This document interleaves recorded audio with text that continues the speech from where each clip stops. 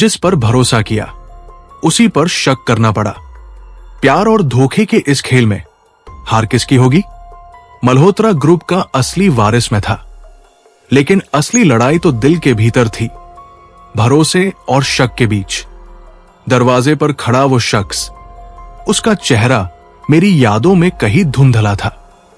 सफेद बाल, गहरी आंखें और आवाज में एक अजीब सी नमी।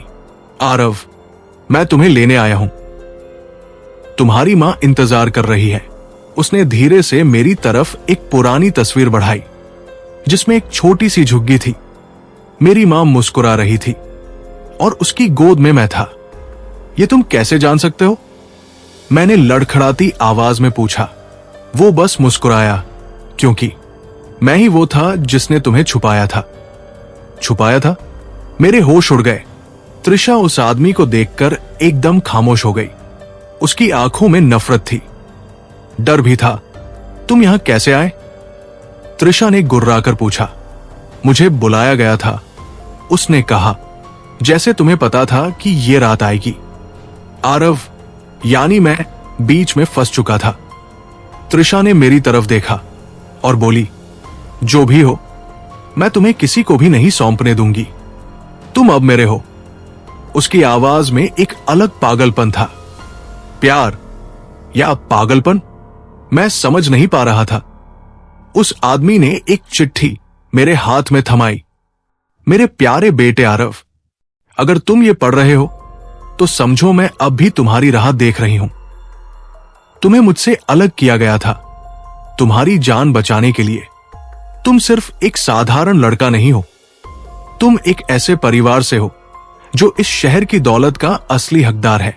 त्रिशा मल्होत्रा के परिवार ने हमसे सब कुछ छीन लिया था। पर बेटा, नफरत मत पालना, क्योंकि प्यार ही तुम्हें सच्ची जीत दिलाएगा। मानो जैसे मेरे पैरों तले जमीन खिसक गई। त्रिशा, क्या यह सच है? मैंने कांपती आवाज में पूछा। त्रिशा चुप थी, उसकी आंखें गीली थी। हां आरव, उसने धीरे से कहा, तुम मल्होत्रा ग्रुप के असली वारिस हो। तुम्हारे पिता के नाम सब कुछ था, लेकिन मेरे दादा ने वो सब धोखे से हथिया लिया। तुम्हारी मां को शहर से भगा दिया।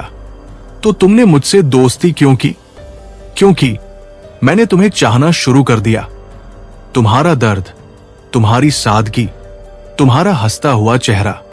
फिर तुमने मेरा पीछा क्यों करवाया? ताकि मैं तुम्हें बचा सकूं, उसने कहा।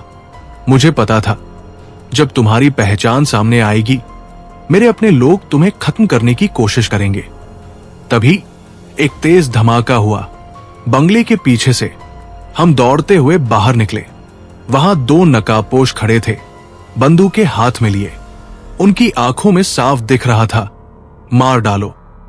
आरव, भागो, त्रिशा चिल्लाई। लेकिन मैंने उसका हाथ पकड़ा। अब नहीं, अब मैं नहीं भागूंगा। मैंने त्रिशा को अपनी आड़ में लिया और चिल्लाया, तुम्हें जो करना है मुझसे करो। लेकिन तभी चमत्कार हुआ। एक तेज उजाला फैला, जैसे किसी अदृश्य ताकत ने पूरा माहौल बदल दिया। वे दोनों नकाबपोश अचानक अपनी बंदूकें फेंककर घुटनों के बल गिर पड़े, जैसे कोई अदृश्य ताकत उन्हें दबा रही हो। सफेद सूट वाला आदमी मुस्कुराया, तुम्हारे खून में एक ताकत है आरव। तुम्हारा प्यार, तुम्हारा विश्वास तुम्हें हर खतरे से बचाएगा। उस रात के बाद बहुत कुछ बदल गया। मल्होत्रा ग्रुप के सारे घोटाले उजागर हुए। त्रिशा ने खुलकर अपने परिवार के खिलाफ गवाही दी। आरव को उसका हक मिला, सिर्फ दौलत नहीं बल्कि इज्जत भी। लेकिन सबसे बड़ी जीत थी त्रिशा का साथ। मैंने तुम्हें अमीरी के लिए नहीं चाहा आरव, उसने कहा। मैंने तुम्हें इसलिए चाहा क्योंकि तुम वो हो जो इस बेरहम दुनिया में अब मुश्किल से मिलता है, एक सच्चा इंसान। हमने शादी की बिल्कुल सादगी से, कोई मीडिया नहीं, कोई दिखावा नहीं। कभी सोचा भी नहीं था कि एक पुल के नीचे सोने वाला लड़का एक दिन करोड़पति बन जाएगा। और ये सब सिर्फ इसलिए मुमकिन हो पाया क्योंकि एक लड़की ने अंधेरे में मेरा चेहरा पहचाना था। मुंबई की बारिश उस सुबह कुछ अलग थी। हल्की फुहारें, जैसे कोई आशीर्वाद बरसा रहा हो। मैं आरव अब मल्होत्रा ग्रुप का असली मालिक था, पर मन के भीतर एक अजीब सी बेचैनी थी। त्रिशा मेरे साथ थी, लेकिन हमारे बीच एक अनकहा डर था, जैसे किसी पुराने घाव की टीस फिर से जाग उठी हो। हमारी शादी के एक हफ्ते बाद ही अजनबी फोन कॉल्स आने लगे थे। कोई अज्ञात आवाज फोन पर कहती, जो तुम्हारा है वो तुम्हारा नहीं रहेगा। शुरुआत में हमने सोचा कोई संकी होगा, लेकिन फिर अजीब घटनाएं होने लगी। हमारी गाड़ी के ब्रेक फेल हुए, बाल बाल बचे, ऑफिस के सीसीटीवी हैक कर दिए गए, और फिर एक रात बंगले की दीवार पर लाल रंग से लिखा था, त्रिशा को मुझसे छीना है, अब भुगतो। मैंने शक किया त्रिशा के चचेरे भाई विवान मल्होत्रा पर। विवान, जो बचपन से ही मल्होत्रा साम्राज्य पर अपनी दावेदारी जताता आया था। अब जब मैं मालिक बन चुका था, शायद वो बौखला उठा था। लेकिन क्या सच में सिर्फ वही था? एक रात मैंने त्रिशा को फोन पर किसी से फुसफुसाते हुए सुना, हां, सब प्लान के मुताबिक हो रहा है, लेकिन आरव को शक नहीं होना चाहिए। मेरी रूह कांप गई। क्या त्रिशा भी? नहीं, मैंने अपने दिल को समझाया, त्रिशा ऐसा नहीं कर सकती। लेकिन शक का जहर एक बार दिल में उतर जाए तो सबसे खूबसूरत रिश्ते भी खून की तरह काले पड़ जाते हैं। मैंने तय किया, सच जानना है, चाहे कुछ भी हो। मैंने प्राइवेट डिटेक्टिव हायर किया, रघुवीर सिंह, सख्त, चुपचाप काम करने वाला। 2 दिन के भीतर उसने रिपोर्ट दे दी। रिपोर्ट में जो लिखा था, उसने मेरी जिंदगी का फर्शक खींच लिया। त्रिशा पिछले 3 महीने से विवान के साथ सीक्रेट मीटिंग कर रही थी। दोनों मिलकर एक बड़ा प्लान बना रहे थे, आरव को ट्रैप करने का, मल्होत्रा साम्राज्य के सारे शेयर ट्रांसफर कराने का। मेरी आंखों के सामने अंधेरा छा गया। जिस लड़की पर मैंने जान न्योछावर कर दी थी, वही मेरा सबसे बड़ा धोखा निकली। उस रात मैं बंगले से बिना बताए बाहर चला गया। बारिश हो रही थी, बिजली कड़क रही थी। त्रिशा ने कई बार फोन किया, मैंने नहीं उठाया। मैंने तय कर लिया था, सब कुछ खत्म कर दूंगा। इसी वक्त, उसी जगह पर जहां से मेरी कहानी शुरू हुई थी, वही पुल, वही दरिद्रता की गंध। मैं पुल के किनारे जाकर खड़ा हो गया। नीचे समंदर की उफनती लहरें, और मेरे भीतर भी एक समंदर टूट रहा था। अगर वो नहीं रही मेरी, तो मैं भी नहीं रहूंगा।